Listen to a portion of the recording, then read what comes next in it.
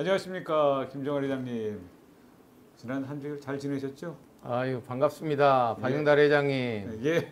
지난주에 지부장 워크샵 예. 제주도 잘 예. 다녀오셨습니까? 잘 다녀왔습니다. 목금토 이제 지부장 다들 이제 16개 시도 지부장들이 이제 임기 마감이기 때문에 어떻게 회무를 정리하고 앞으로 또 미래 우리 약사 사회를 어떻게 또 고민해야 될지 현안들에 대해서 그런 귀중한 얘기를 나눈 좋은 시간 되었습니다. 네. 아유, 잘하셨습니다. 감사합니다. 네.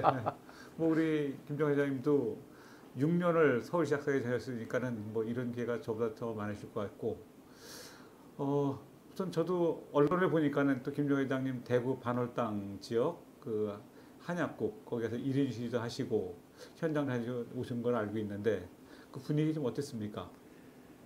이제 1인 시위를 하기 위해서 사실은 시 물품을 주문 제작하는데 시간이 좀 걸렸고요. 예. 제가 일찍이 반월당 약국을 방문을 했었는데 그 가서 이렇게 보니까 사태가 너무 심각하고 이러한 그 한약사들이 하는 약국들이 그 전국 곳곳에 생겨나지 말라는 그런 법이 없어서 이건 정말 우리 약사들이 알아야 되겠다. 죄송한 마음이지만 저도 사실 가보지 못해서 그 사태의 심각성을 몰랐었는데 그대로 이렇게 묵과할 수 없다 해서 지난주 제가 목요일날 그 대구 반월당 한약사들이 운영하는 약국 앞에서 1인 시위를 했습니다. 뭐 시간적으로는 길지 않은 뭐 1시간 정도 했지만 사실 제가 1인 시위를 하는 동안 그 한약사들이 몰려 나왔고 그들의 항의가 아주 심했고 그리고 자기네들이 약국을 하는 것이 뭐 법적으로 잘못됐느냐라는 그런 항의를 받았을 때 제가 그 시민들에게 그 고발할 수 있었던 내용들은 한약사는 약사가 아니다. 한약사는 한약 제조와 한약만을 그 취급하게 되는 그런 그 영역이다. 그런데 한약사들이 약국을 개설하고 있다. 여러분들 지금 여러분들이 그 보고 계시는 그 대구 반월당에 있는 약국들 6개가 한약사들이 운영하는 약국이다. 한약사들이 운영하는 한약국이어야 되지 않겠느냐라는 그런 시민들에 대한 고발을 했고 그리고 이제 뭐 건물 관리인들 쫓아나와서 뭐 왜 왔느냐 자리를 옮겨달라. 그리고 이제 경찰에서 나와가지고 1인 시위의 취지가 뭐냐. 그래서 제가 또 설명을 드렸고 이제 그렇게 이제 그 1인 시위를 하였었는데 이제 상가인 연합회에서 거의 뭐 아무튼 그 나와서 이분들이 거의 완력을 쓰는 그런 형태로 이제 아주 그 반발을 하더라고요. 전체 반월당 상가에 그 영향을 준다. 그렇지 않아도 코로나로 많이들 힘들어하는 상인들인데 왜 약사들만의 문제를 가지고 이렇게 시위를 하면서 소란을 일으키느냐 그러면서 항의를 하더라고요. 그래서 제가 상인들한테는 제가 뭐 피해를 줄 생각이 전혀 없다고 하면서 사실 버티고 버티다가 거의 1시간 만에 철수를 하게 됐습니다. 제가 다녀온 바에 의하면 한약사들은 저희 1인 시위가 그 많은 그 두려움, 공포 내지는 그 곤란함, 어찌할 줄 모르는 그런 모습을 보이더라고요. 그래서 그 이게 뭐 이렇게 물리적인 그 어떤 실력 행사와 같은 그런 모습이긴 하지만 그 우리 서초구 약사에서 대형 약국을 인수하려고 했던 한약사들에게 우리 서초구 약사회가 앞장서서 사실은 약국 앞에서 그 한 달 동안 집회를 시위를 하겠다고 예고를 했었어요. 그리고 전체 회원들이 들고 일어나서 포스터도 붙이고 이제 모 약국은 뭐 한약사가 하는 약국이다라는 식의 그 홍보를 하겠다고 그 전달을 하면서 한약사의 그 우리 방배동 약국 인수를 이제 못하게 했었는데 결국은 손들고 나갔던 것들이 결국은 그 똑같은 맥락에서 이제 한약사들에게 그 뭔가 큰 압박을 줬다 그렇게 생각을 하니까 지금이라도 그 법적인 합법적인 제재를 통해서 한약사들의 문제를 해결하도록 하고 그리고 이제 협상이나 타협을 넘어서는 합법적인 시위도 우리 지역에서 그 약사님들이 그 항의를 함으로써 이 부분이 좀 더 해결될 수 있지 않을까라는 그런 생각을 합니다. 지금 우리 회원들은 이제 우리 외부의 도전, 우리 야권을 도전한 외부의 도전을 해서 진짜 실천하는 보다 행동하는 어떤 그 리더를 원하는 것 같습니다. 그러니까 협상도 중요하지만은 외부의 도전에서 우리가 몸부림치고 강렬하게 저항하는 어떤 그런 리더를 원하는데 그런 부분에서 우리 김 회장님이 솔선수범하지 않았나 생각이 들고 축하와 격려의 박수를 드립니다. 수고하셨습니다. 제가 그렇게 그 뭐 격려받을 것은 아니고요. 네.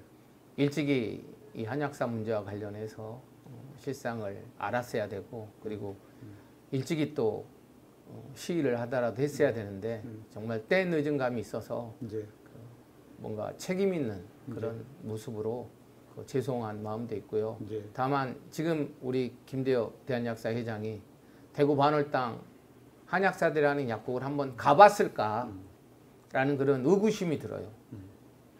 만일에 가지 않았다고 하면은 그것 또한 뭐 직무유기 이상의 문제가 되는 거고 갔는데 또 아무것도 하지 않았다고 하면 정말 김대엽 회장은 뭐 답이 없구나라는 그런 큰 실망감을 갖게 됩니다.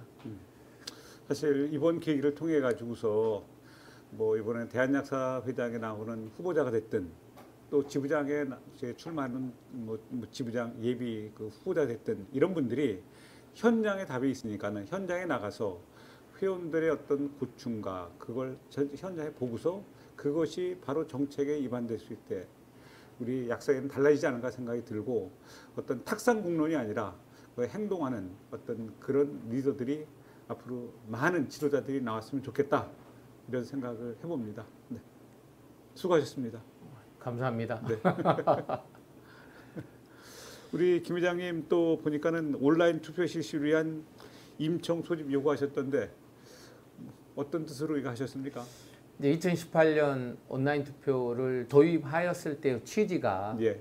회원들의 어떤 투표 접근성을 높이고 참여를 하도록 유도한 그런 어떤 선거법 개정 아니었었는데 이제 이번 집행부가 그 K보팅 민간 서비스의 그 온라인 투표를 중단한다는 것을 이유로 사실 이제 4월 달에 이미 중앙 그 선거관리위원회에서 정부에 그 시행하지 않겠다고 한 것을 이제 5월 25일 정기총회 때 보고를 해서 방법을 찾았어야 되는데 하지 않았고 그리고 6월 25일 정부에서 추가로 공지했던 사안을 가지고 9월 그 16개 시도지부 선관위원장 모임에서 우편 투표만을 강행하겠다고 하는 식의 발표는 너무 무책임하고 시대착오적인 그런 발상인 거고 그 구체적으로는 이제 지난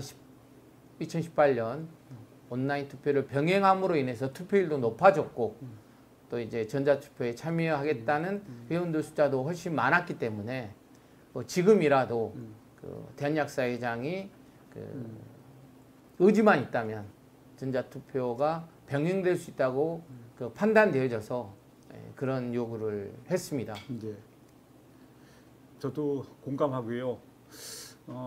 어떤 뭐 지금 시간 자체를 약간 물리적으로 좀 촉박할 수 있다 그러더라도 지금 말씀하신 것처럼 의지만 있다면 어떻든 우리나라가 이런 IT 강국인데 그걸 못 하겠습니까? 지금 뭐 민주당이고 국민의힘이고 지금 대선을 가는 과정 중에서 실제적으로 그런 전자투표를 다 하고 있는 상황에서 못 한다는 것은 사실 좀 우리 회원들 설득하기 좀 어려운 일이고 그다음에 지금 IT에 굉장히 익숙해진 젊은 세대가 우리 후배들이 많이 나오고 있는데 지금 다시 우편 투표를 한다는 것은 문제가 있다고 생각하기 때문에 우리 김재원 회장님의 어떤 그런 임시총회 소집 온라인 투표를 위한 임시총회 조직 빨리 받아들였으면 좋겠다는 생각을 좀 해봅니다. 네. 아무튼 우체통도 거의 없고 그렇죠. 우체국을 네. 찾아가는 것도 우리 예. 약사님들한테는 여러 가지로 예. 불편하고 어려우니까 예. 투표를 하지 않아도 된다라는 그런 예. 참정권을 제한하는 것 같은 예. 그런 우편 투표 방식은 대한약사회가 앞장서서 해결을 해야 된다고 생각을 합니다. 맞습니다. 네. 지난주에 또 약주모 우리 장동석 예. 의장이 야권 소송금 조사위원회 구성해야 네. 된다는 식의 예. 기자회견을 했는데 우리 예. 박영달 회장님께서는 그 내용에 대해서는 또 어떻게 생각을 하십니까? 저도 진상조사위원회를 해야 된다는데 동감을 하고요. 그 절차상의 문제, 장동석 그 회장의 주장대로 분명히 목적 자체가 달라졌는데 그 부분에 대해서 이사회의 결의, 이사회의 승인 없이 돈을 썼다는 것은 분명히 문제가 있다고 생각이 듭니다. 그래서 그 부분에서 동의하고, 그다음에 정말로 이거 자체가 대한약사에 얘기한 것처럼 일관성이 있는 거냐 했을 때 저는 일관성은 아니라 생각이 들고, 분명히 약권 소송금은 우리가 의약품이 외부에 나간 걸 저지하자는 것이지, 저지가 아닌 그것을 품목 조정하는 그것이 아니기 때문에 분명히 선은 그어야 된다는 생각이 들기 때문에 이사회의 결의가 분명히 충분하고, 그래서 그 부분에 대해서 실제 그 당시 활동비를 지급받은 임원들이 어떤 역할을 한 건지 그 부분에 대해서는 어떤 소명도 필요하다 생각이 듭니다. 그래서 그런 걸 소명하기 위한 진상조사위원회는 필요하다고 판단하고 있습니다. 회계 회무 감사를 이제 감사단에서 진행을 하면서 예. 1월 11월 20일 이후에 예. 3억 원이 넘는 돈에 대한 명초에 예. 대해서 전용 예. 내지는 유용과 관련된 지출 내역에 이사회 승인이 없었다고 기자회견에서 밝힘으로 인해서 그에 대한 답변이 지금 감사단에서 정확하게 나오지 않았기 때문에 말씀하신 대로 진상조사위원회를 구성을 해서 우리 약사회가 2011년 11월 22일 전향적 합의를 통해서 편의점에 약이 나갔다는 역사적 사실 앞에서 우리 약사들이 가졌던 자괴감이나 패배감 그것을 이제 극복해내야 되는 오늘날 우리 회원들에게 2011년 22일 이후 지출되었던 내용과 관련하여서는 전용과 유용과 관련된 의혹이 혹시 있다고 한다면 이 부분에 대해서는 진상조사위원회를 구성을 해서 확실하게 회원들에게 알림으로 인해서 우리 약사회가 회원들을 위해서 우리 직능 권익을 위해서 최선을 다했다. 그래서 격려도 받고 박수도 받고 함께 할 수 있도록 그런 모습으로 이번 이렇게 우리 장 회장의 고발이 기자회견이 성과를 냈으면 하는 바람입니다. 저도 그 부분에 공감을 하고요. 혹시 이런 것이 잘못된 것이 있다면 이런 잘못된 점을 타산지역 삼아서 앞으로 약사회가 바른 길로 가는데 어떤 지침, 방향이 됐으면 좋지 않을까 그런 생각을 해봅니다. 좋습니다. 네. 지난주에 또 우리 최광훈 회장님께서 네. 국회에서 이제 국정감사를 통해서 비대면 진료, 약 배송과 관련하여서 한시적 비대면 처방 허용 공고를 아예 폐지해라라는 또 입장을 내셨어요. 예. 우리 여기에 대해서 우리 박영달 회장님은 어떻게 또 생각하시는지. 사실 만사지탄이 있지만 더 빨리 복지부가 움직이게 되지 않았을까 생각이 좀 들고 있고요. 만약에 이런 부분 자체가 국민들한테 어떤 길들여진다면 나중에 중단하기가 점점 어렵지 않을까 생각이 좀 들고 있고, 그래서 이런 부분에 대한 주장은 시적절하다 생각이 좀 들고 있고요. 마침 이번에 국감에서 복지부 장관이 실제 이 부분에 대해서 만약에 코로나가 종식이 된다면 뭐 중단할 의지가 있다는 걸 표명했기 때문에 환영을 합니다. 그런데 이것이 선언적 얘기가 아니라 실제적으로 구체적인 액션이 따라야 되지 않을까 그런 생각을 해보고 있고요. 저번에도 말씀드린 것처럼 분명히 그 대상자, 그 다음에 그 의약품에 대한 품목, 그건 분명히 제한을 둬야 된다 생각되는데 아직도 실제로 대상자와 이 품목, 뭐 요번에 국감에서는 뭐 이제 마약 향정이라든지 그다음 마약 향정 마약류라든지 뭐 다이어트 약이라든지 이런 부분에 대해서는 제거한다고 했지만은 실제로 그렇게 따지면은 뭐 다른 약은 되겠다 아닌 풀릴 수 있다는 얘기로 받아들일 수 있지 않습니까? 그렇기 때문에 그런 것 자체가 아니라 분명히 약국에서 그 코로나 확진자가 발생이 안 되는 상황에서 굳이 우리나라처럼 접근성이 좋은데 약 배달은 사실은 의미가 없다 그런 생각이 들고 있고 원격 처방은 만약 하더라도 약 배달 문제는 그건 안 된다 그렇게 생각을 좀 하고 있고 그다음에 이런 어떤 처방 허용 공고 폐지 이런 주장은 굉장히 시의적절하다 이런 생각을 해봅니다. 네.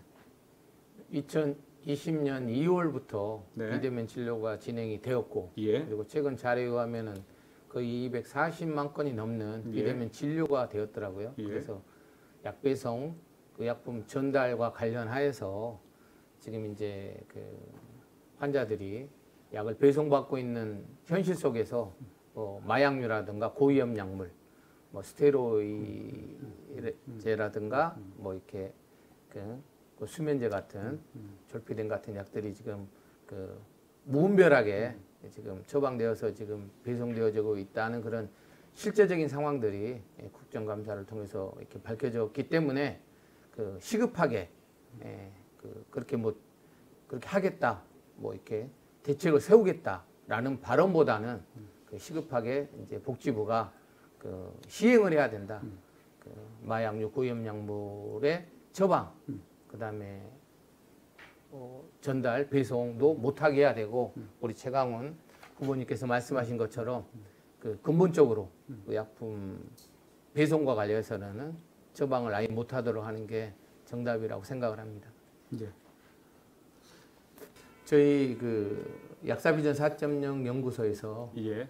지난 9월 예. 15, 16일 양일간 저희 연구소에서 설정했던 4대 과제 예. 성분명 처방, 예. 한약사 문제 예. 해결, 예. 건기식 소분 판매, 예. 약국 시장 확대, 신상대 가치 창출과 관련해서 대회원 설문조사를 시행을 했어요. 예. 거기에서 이제 62%가 예. 가장 시급한 예. 그 최대 현안으로 성분명 처방을 그 지목을 했습니다. 예. 22년 의약분업의 절대절명의 과제라고 저는 확신을 합니다. 예. 이 성분명 처방을 해결하지 않고는 우리 약사 정책은 미래가 없다. 예. 우리 약사들의 역할과 정체성이 확립되지 않는다라고 예. 생각을 하고 우리 후배들에게도 그 약사로서의 자존감이나 위상을 만들어내기 어렵다라고 생각을 하고 있는데 우리 박영달 회장께서 성분명 처방과 관련해서 그 지금 그 이 의사들이 반대하는 이유가 뭐라고 생각하십니까? 이 친구들의 명분은 제일 첫째 그 제네릭하고 그 오리지널하고 그 같다는 걸 인정을 못하겠다. 이제 그렇게 명분을 삼습니다. 근데 그건 이제 그 친구들 항상 얘기하는 게 뭐냐면 우리가 이제 행동동 시험에서 약효 동등성을 보려면 뭐 80%하고 120% 범위 120% 범위 안에 들어와야 된다. 그런데 약효가 플러스 마이너스 20%에서 25% 차이 나는 걸 갖다가 어떻게 같은 약을 볼 수 있냐 얘기를 하는데 그건 이제 의사들이 잘못 알고 있는 거죠. 80%에서 125%는 약효가 아니라 어떤 약물 자체가 신체에 투여됐을 때 그게 혈중 농도가 최고점에 오르는 시간, 그 시간 자체를 봤을 때 그 시간의 허용 범위를 우리가 얘기하는 겁니다. 80%, 125%는 그래서 어떤 약물이 만약에 최고 혈중 농도에 도달하는 시간이 200시간이다. 그러면 그 거기서 20%면 160시간 하고서 200시간이니까 250시간, 125%. 그 범위 안에 들어오면은 이게 된다는 얘기죠. 그러니까 약효하고는 별개입니다. 약효는 우리가 봤을 때 시약처에서 5% 범위 안에 들어오게 되면 동일한 약효로 보는 것이고, 만약에 어떤 뭐 경시 변화를 위해서 화학적 물리적인 어떤 경시 변화를 위해서 만약에 10%까지 약효가 차이 난다면 그건 품목 허가가 됩니다. 품목 허가 취소나기 때문에 실제로 의사들이 얘기하는 어떤 80 내지 120%가 약효 동물성이 아니다. 그래서 이걸 지금 외역돼서 말하고 있는데 그 부분에 대해서는 반면에 시정이 돼야 된다고 생각이 들고, 의사들이 이제 그 부분을 문제 삼는데 그건 이제 본말이 전도된 거기 때문에 앞으로 그런 얘기에 우리 국민들이 현혹되지 않았으면 좋겠다, 이런 생각을 좀 해봅니다. 의사들이 모르고 하는 이야기인지 이제 알고도 이제 억지를 부리는 건지 이제 사실 궁금해요. 예. 지금 생물학적 동등성 시험을 통해서 동일 성분의 동일 그 효능이 있다는 것이 그 약전을 통해서나 그 식약처의 어떤 그 허가 기준을 통해서 입증이 되는에도 불구하고 어떤 의사들의 그런 허구적인 주장에 대해서는 분노하기도 하고 예. 국민들을 속이는 모습인 것 같아서 아주 이렇게 씁쓸합니다. 예. 네. 지금 성분명 처방을 해야 되는 당위성이나 어떤 장점은 수도 없이 많은 것 같아요. 그렇죠. 일단 국민들이 자기가 처방하는 약을 알 수 있잖아요. 이제 그리고 그 약을 중복 처방을 받았을 때 본인들이 또 체크할 수도 있잖아요. 그렇죠. 그리고 22년 동안 성분명 처방을 시행했다고 한다면 우리 또 약사님들도 그 처방전에 대한 검수, 메디케이션 에러, 중복 투약을 또 체크할 수도 있는 거고, 그리고 그로 인해서 이제 우리 약사들의 성분명에 대한 전문성이 강화되었을 것이고, 그리고 또 약국에 지금 쌓여져가는 불용 재고 등도 충분히 성분명으로 그 대체되면서 조제되면서 줄어들었을 것이고, 그래서 이 성분명 처방을 해야 되는 당위성은 너무도 많은데 우리 박영달 회장님도 충분히 공감하시잖아요. 그럼요. 지금 말씀하신 건 다 맞는 얘기고요. 우리가 2025년 되면은 전 국민의 그 20%가 이제 65세 이상 노인입니다. 65세 이상 노인이라면 다상병, 그다음에 그 만성 질환을 가지고 있기 때문에 약을 굉장히 많이 투약하게 되는데, 실제적으로 이런 부분에 있어서 지금 그 우리가 건강보험을 지속적으로 유지하기 위해서는 그 재정이 안정화돼야 되는데 이 약값 비중이 점점 높아지고 있습니다. 그래서 이 약값을 줄이는 데서도 굉장히 중요한 역할을 한다. 그래서 연락 중복 제약으로 좀 걸러낼 수가 있고, 그 다음에 저렴한 약을 쓸 수가 있기 때문에 그 재정 절약에 굉장히 도움이 되기 때문에 이 성분명 처방은 반드시 이루어져야 된다, 이런 생각을 좀 하고 있습니다. 네. 그 최근에 그 기사를 통해서 예. 알게 됐지만은 네. 지금 대체 조제율이 예. 2020년도에 0.41%였더라고요. 예. 그래서 그 저가약 대체 조제와 관련된 그 예. 장려금이 지급되고 있음에도 불구하고 예. 대체 조제 예. 이꼬르 동일 성분 조제인데도 불구하고 예. 국민들이 대체라는 부정적인 용어 때문에 네. 그 이렇게 동의하는 예. 그런 것들이 적어서 예. 아주 안타까운 심정입니다. 예. 예.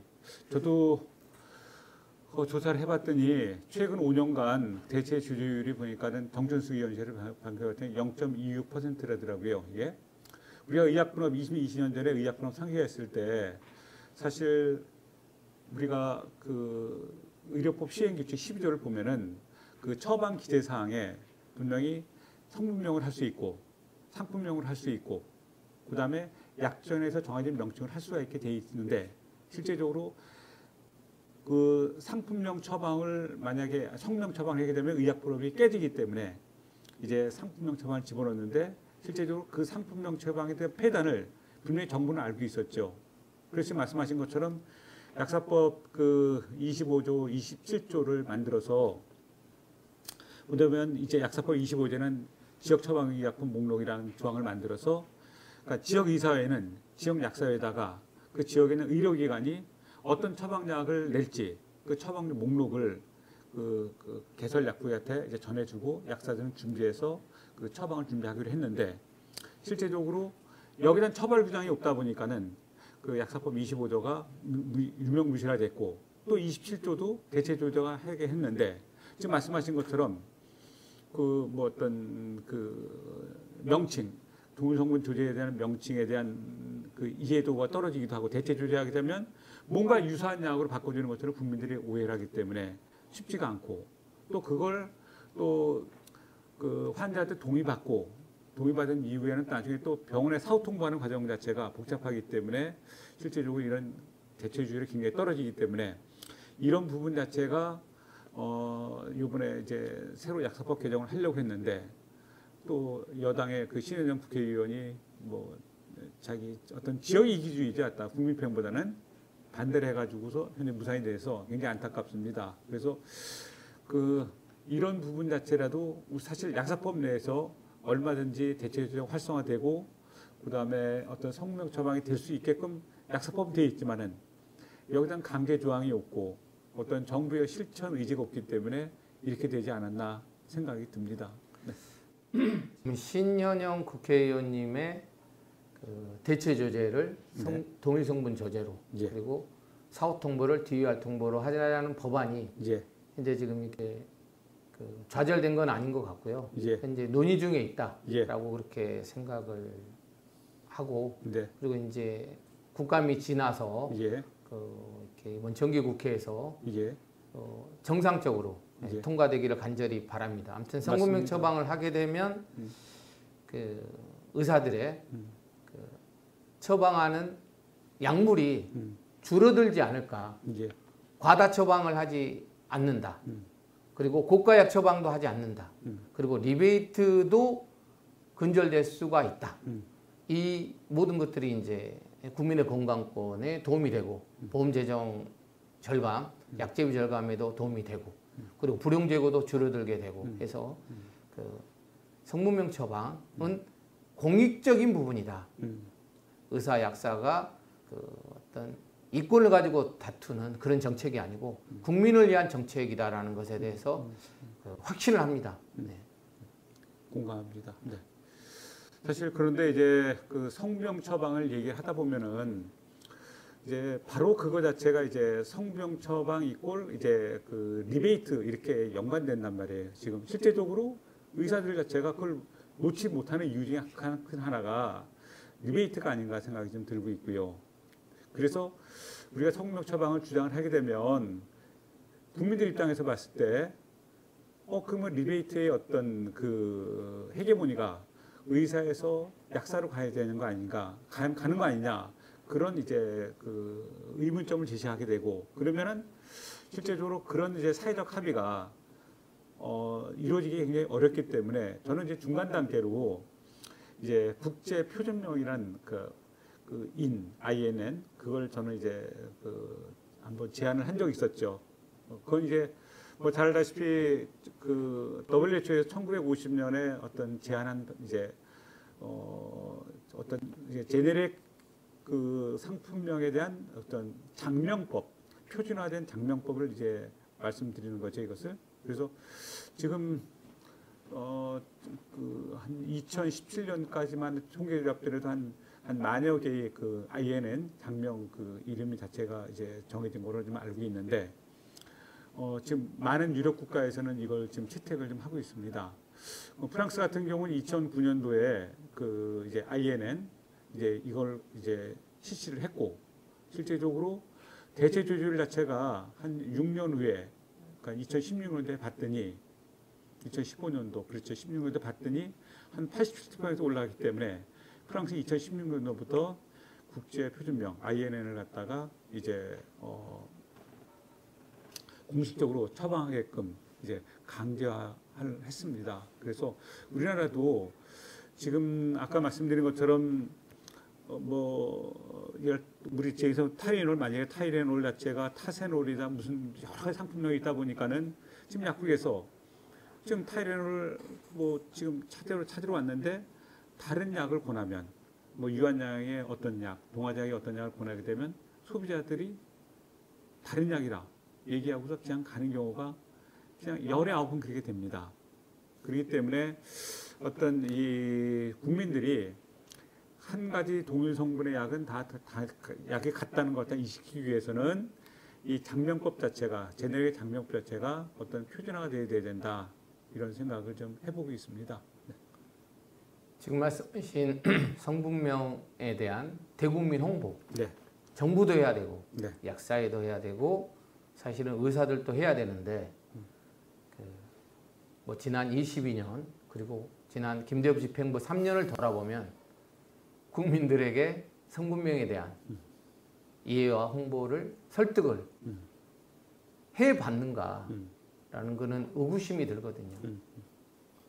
지금 말씀하신 대로 미국의 경우 성분명 그 처방률이 86% 정도 된다고 하더라고요.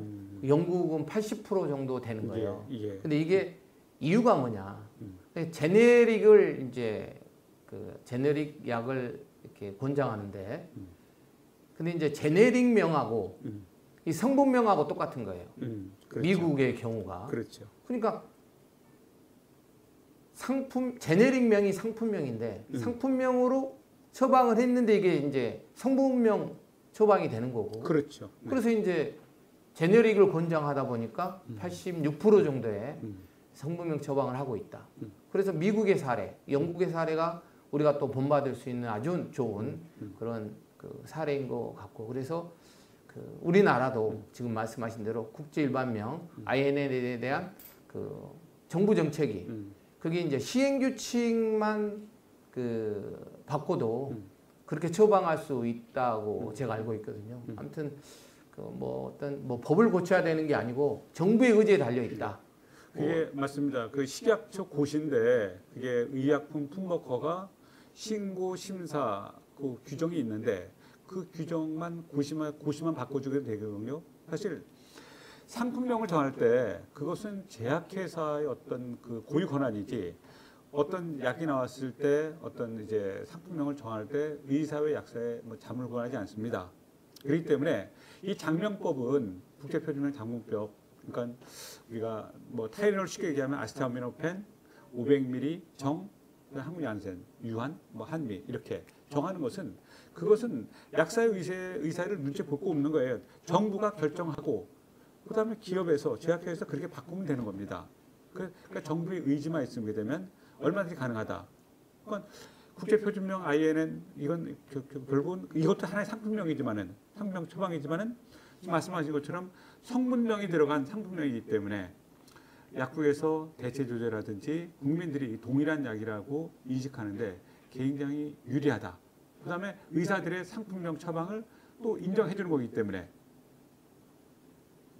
그렇기 때문에 이 국제표준명 이 제도는 그 정부가 앞으로 이제 새로운 정부가 이제 앞으로 이제 내년 3월달에 들어온다 그러면 이제는 이 상품명 그 처방으로 인한 어떤 리베이트라든지 의사들의 갑질이라든지 또 항상 이번에도 강병론이 법은 발의했지만은 병원 불법 지원금이라든지 어떤 이런 어떤 우리 의약분업의 역사에서 한번 지워져야 될 어떤 개혁적인 과제가 아닌가 생각이 들고, 내년 차기 정부에서는 성명 처방이 꼭 이루어졌으면 좋겠다는 생각도 해봅니다. 간절하게 저도 바라고요. 예. 우리 박영달 회장님이 네. 정부의 의지만 있으면 된다고 하셨잖아요. 예. 정말 우리 스스로 예. 제 얼굴에 침을 뱉는 그런 격일 수도 있지만 김대엽 집행부 3년 동안 지금 말씀하신 국제일반명에 대한 대국민 홍보, 회원들에 대한 홍보, 의지가 있었습니까? 의지가 있었습니까? 예. 2021년 5월 25일 네. 그 대한약사회 총회에서 제가 성분명 처방에 대한 의지가 있느냐, 네. 그 서울과 경기 예. 지부에서 예. 성분명 처방 법제화에 대한 건의 사항을 예. 올렸는데 예. 그 내용을 보면 뭐 국민의 어떤 인식이 안 되어져 있고 제약사도 준비가 안 되어져 있고 뭐 정부도 안 되어져 있고 그러면서 이제 이게 어렵다 곤란하다 중장기적인 대책을 세워야 된다는 식의 답변이어서 예. 이게 대한약사회가 의지가 있느냐? 그렇죠. 뭐 대한약사회가 뭐 제약사, 정부, 뭐 대변하는 그런 모양새여서 질문을 던졌었는데, 아무튼 그 지금 젊은 우리 약사가 의사 앞에 무릎을 꿇었잖아요. 그렇죠. 그리고 병원의 지원금이 지금 근절되도록 법안을 마련하고 있고, 근데 이에 대한 근본적인 대책은 사실 성분명 처방을 시행을 해야 된다고 저는 보거든요. 예. 그래서 지금 우리 박영달 회장님이 말씀하신 일종의 그 대안으로 국제일본명이라도 하자라는 것인데 뭐 정부의 의지도 중요하지만 대한약사의 의지가 너무 중요하다. 지금 김대중 집행부는 의지가 없어 보인다. 정말 안타까운 모습인 것 같습니다. 여기서 좀 용어 정리를 한번 했으면 좋겠다 생각되는데요. 우리가 화학명도 있고 일반명도 있고 성분명도 있고 상품명, 제품명, 뭐 그다음에 약정에 정한 명칭 여러 가지 이게 하나의 상품명을 가지고 여러 가지 이게 나오다 보니까는 일반명은 뭐고 성분명은 뭐고 사실 일반명이 성분명이거든요. 화학명 별도로 있고 상품명 제품명이고 그래서 저는 이제 그걸 INN을 갖다가 어떤 표준명, 어떤 표준적인 장명법이기 때문에 저는 그래서 그 국제 표준명으로 하는 게 저는 그게 적절한 어떤 해석이 아닌가 이런 생각을 해보고 있습니다. 국제 표준명, 국제 표준명, INN을 INN을 갖다가 예. 그렇게 생각을 하고 있고요. 네. 그다음에 제가 이제 그 지난 집행부에서 제가 이제 보험연장을 하면서 우리 약국의 어떤 그 불균형, 그 수익의 불균형이죠. 잘 알다시피 우리 그 작년에는 우리가 조제 수입이 4조가 깨졌지만은 그 전에 그 2019년도에서 한 4조 3천억 정도 됐습니다. 상위 10% 약국이 그러니까 우리가 한 22,000개를 잡으면 한 2,200개 약국이 그 4조 3천억이 얼마를 가져가냐면 조제 수익의 한 45%를 가져갑니다.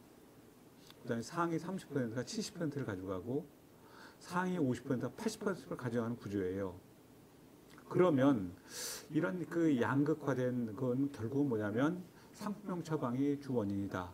그러니까 결국은 이제 접근성, 그러니까 가장 주변에 가까운 약국에 이제 처방이 몰릴 수밖에 없고, 그러면 이제 앞으로 향후의 약국 구조는 뭐냐면 접근성이 아니라 약사의 어떤 복약 상담력, 그다음 상품명 이제 성명 처방을 하게 되면 결국 그 약들을 가지고 있게 되니까는. 그래서 한번 제가 조사를 해봤어요. 2019년도 기준으로 우리가 이제 품목 허가 받은 그 성분 개수가 몇 개나 봤더니 약 4,400개. 그다음에 품목 수를 따지게 되면 21,000개 정도 됩니다. 그중에 1성분 1품목이 몇 개냐 봤더니 60%가 1성분 1품목입니다. 그러면 나머지 40%가 1성분 다품목인데 그중에 1성분에 20개 품목 이상이 된 게 몇 개를 봤더니 전체 퍼센트는 4.3% 정도 되고 그것이 201개 성분인데 그 성분으로 가진 것들이 몇 개냐면 한 10,000 품목이 넘습니다. 그러니까 전체 50%가 넘죠. 그러면 정부가 의지가 있다면 최소한 1성분에 20개 품목 되는 4.7% 되는 201개 성분만이라도 예를 들어서 이 국제표준명을 쓴다 그러면 약국에서 굉장히 대체 조제가 쉬워지게 되고 국민들한테 그 어떤 그 중복 제약이라든지 어떤 실제적으로 합리적인 디유화를 할 수가 있는 어떤 그런 장점이 있습니다. 그렇기 때문에 저는 이 부분에 대해서 정부가 좀 더 강한 의지를 가지고서 이건 성명 처방도 아니고 그냥 상품명을 누구나 쉽게 이해하게는 성분명으로 이런 상품명을 바꾸자는 얘기이기 때문에 이건 의협이나 약사의 눈치를 보지 말고 과감하게 해야 되지 않을까 이런 생각을 해봅니다. 네. 2019년도에 식약처에서 예. 국제일반명 과 관련된 그 연구 보고서 네. 영역을 이렇게 이제 하려고 하려고 했었는데 그렇죠. 예, 의사협회에서 예. 반발하는 예. 그런 모습을 보고 일주일 만에 그렇죠. 예, 그것을 이제 취하했죠. 취하해버렸었는데 예. 문제는 이제 약사회가 예. 거기에 대한 어떤 입장이 없더라고요. 맞습니다. 네. 사실 약사회가 그렇게 했다 그러면 더 강력하게 아니 이것은 성문명 처방을 하겠다는 얘기도 아니고 단지 장명법 자체를 바꾸자는 얘기 아닙니까? 근데 아니 연구를 해보자. 예. 검토를 해보자. 예. 그 식약처에서 그런 어떤 입장에서 출발을 했는데 의사들이 예. 반발하니까 예. 못하겠다. 예. 그러면 이제 국민을 위한 정책인데 약사에서 무슨 소리냐. 이거 해야 된다. 그리고 이제 예산이 얼마나 배정되었었는지 모르지만 약사회가 나서서라도 그에 대한 연구 영역을 진행을 했어야 되지 않을까 싶은 생각이 들거든요. 예. 문제는 이제 회장의 의지인 것 같아요. 예. 회장이 그런 의지가 있느냐. 뭐 제약사의 눈치를 보는지, 뭐 아무튼 복지부의 눈치를 보는지 이게 그런 모습으로 지금 오해를 받게 돼서 회원들이 가지게 되는 절망감이 너무 크다. 예. 그렇게 생각을 좀 합니다. 예. 지금 그 성분명 처방이 시행되지 않음으로 인해서 예. 불용 재고라든가 네. 품절약에 대한 네. 그 약국에서의 고충도 아주 크지 않습니까? 그렇죠. 그 또한 이제 지금 말씀하신 그 INN 국제 표준명이 됐든 네. 성분명 처방이 됐든 예. 시행이 된다고 한다면 그런 네. 부분도 상당 네. 부분은 예. 해결될 수 있는 구체적인 예. 방안이라고 생각을 합니다. 예. 사실 바로 성분명 처방으로 가면은 제일 좋다고 생각이 듭니다. 예, 제일 좋다고 생각이 들고 사실 그것도 불가능한 것도 아닙니다.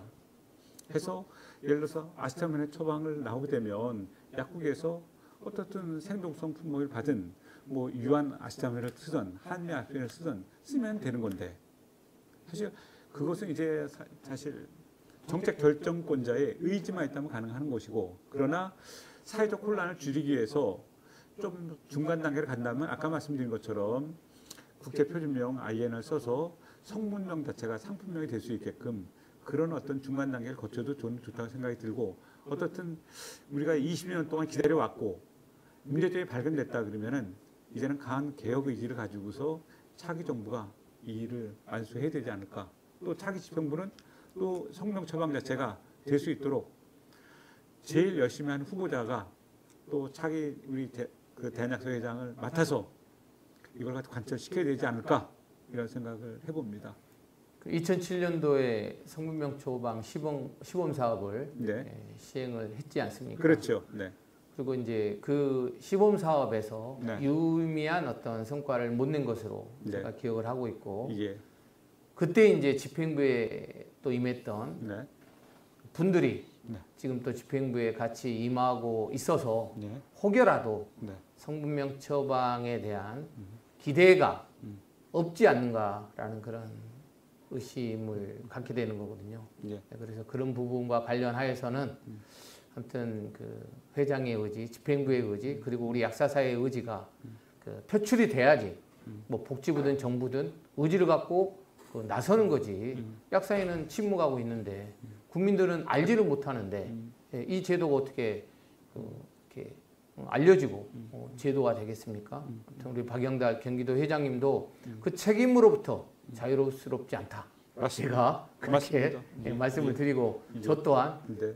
뭐 3년 전이지만 지난 6년 동안의 서울시 약사 회장으로서 책임을 통감합니다. 네. 네. 성분명 처방을 해야 되는 네. 여러 가지 이유를 우리가 이제 박영달 회장님하고 이야기를 나눴고 예. 이제 궁극적으로는 국민들의 약을 선택을 하게 할 수 있다. 예. 예, 국민들이 스스로 자기가 선택한 약을 알 수도 있다. 그래서 국민들이 이제 참여하는 이제 정책으로 자리매김되어지고 또 보험재정 절감, 국민건강 증진에 그 부합되기 때문에 성분명 처방을 꼭 해야 된다. 그래서 저는 개인적으로 차기 대한약사회가 성분명 뭐 처방 조제는 가로 열고 닫더라도 성분명 대한약사회라고 공포를 하면서 차기 3년 동안은 어떻게든지 그 정부를 설득을 하든 국민을 설득을 하든 그 의사들과 그 협의를 하든 쟁취를 해야 된다고 생각을 합니다. 네. 예. 지금 차기 대통령으로 선출되시는 분의 의지도 아주 중요하다. 국민을 위해서 정책을 선정해야 되기 때문에 성북명 처방은 꼭 강행해 주시기를 개인적으로 당부합니다. 네. 여기서 뭐 특정 후보를 지지하기는 뭐 바람직하게 그렇지만은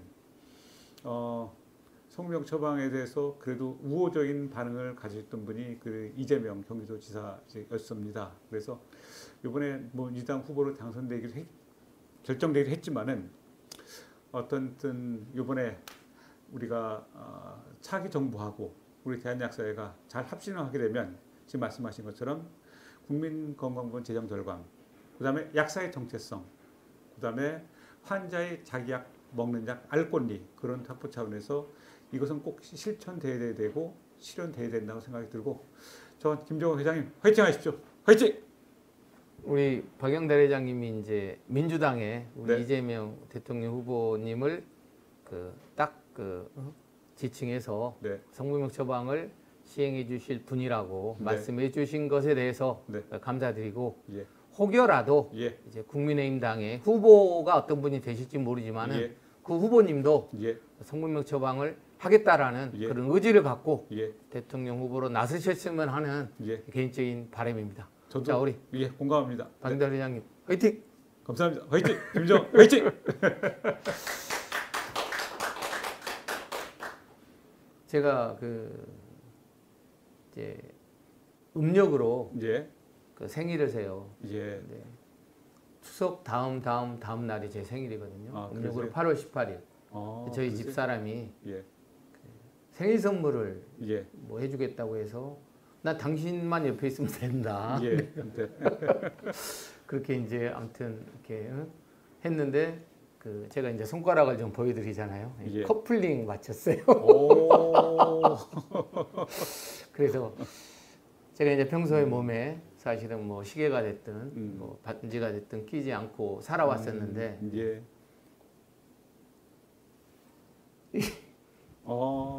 예.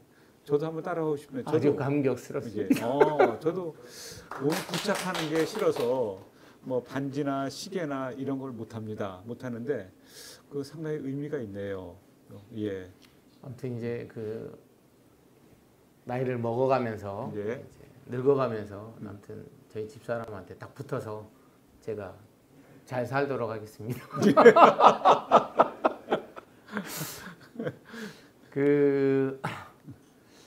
우리 약사들의 예. 제가 이제 뭐 대체 공휴일 날 또 예. 약국 몇 군데를 한번 다녀봤어요. 회원들의 예. 모습을 예. 보고 싶어서. 예. 이제 많은 약국들이 문을 닫았고 열어져 있던 약국들을 다녀보니까 이게 젊은 약사들이 문을 열고 있어요. 그래서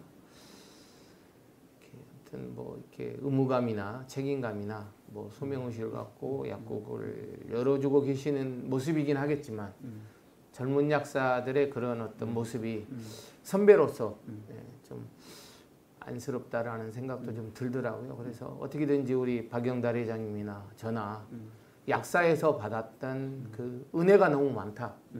그래서 우리 후배들에게 책임감을 갖고 좀 약국을 하든 약사직능으로서 사회적 역할을 하든 잘할 수 있도록 그런 방법을 정말 헌신해서 만들어줘야 되지 않을까라는 그런 개인적인 생각을 좀 하게 됐습니다. 저도 일전에 경기도에서 이제 공공심야 약국 하는 약국을 이제 밤 10시부터 1시까지 쭉 한번 격려 방문차 했습니다. 그랬더니 대부분의 이제 약사들이 이제 우리 30대 전부 다 이제 올해 졸업한 지 몇 년 안 되는 전부 후배 약사들이 새벽 1시까지 약국을 지키고 있었습니다.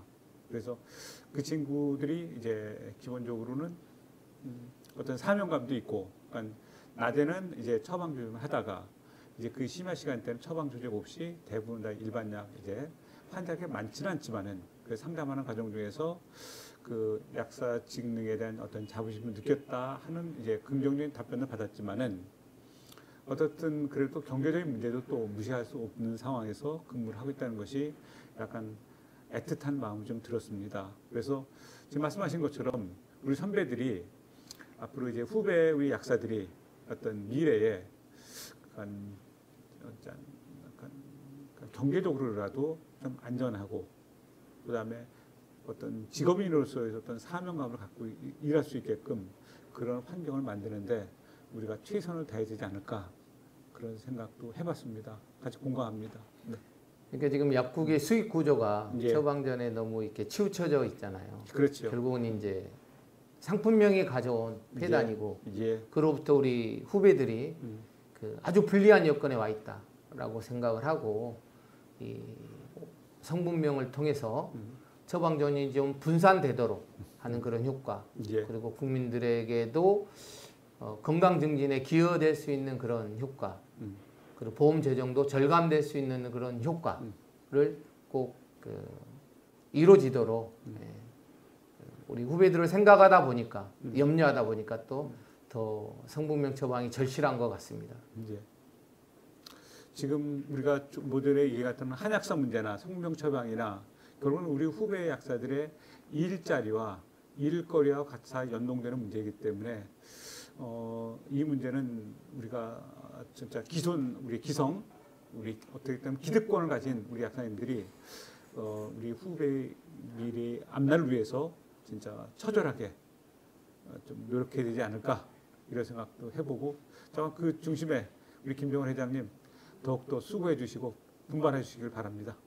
네. 아무튼 그 현장에 네. 우리 젊은 약사들의 현안 인식은 사실 한약사 문제 해결이 시급하다고 하더라고요. 예. 근데 안타까운 것은 성분명에 대한 그 절실함 그리고 기대감을 아예 가지고 있지 않는 것처럼 보여져서 너무 안타깝다. 그래서 선배로서 그 한약사 문제도 다음 대한약사에는 꼭 해결해야 되고 성분명 처방도 꼭 쟁취해야 된다. 그리고 최근에 코로나가 가져온 약배송과 관련된 약배달의 문제도 꼭 막아내야 된다라고 하는 말씀을 우리 박영달 회장님한테 제가 책임을 좀 드리고 싶습니다. 네, 저도 분발하겠습니다. 네. 자, 화이팅입니다. 화이팅! 네, 이렇게 말씀.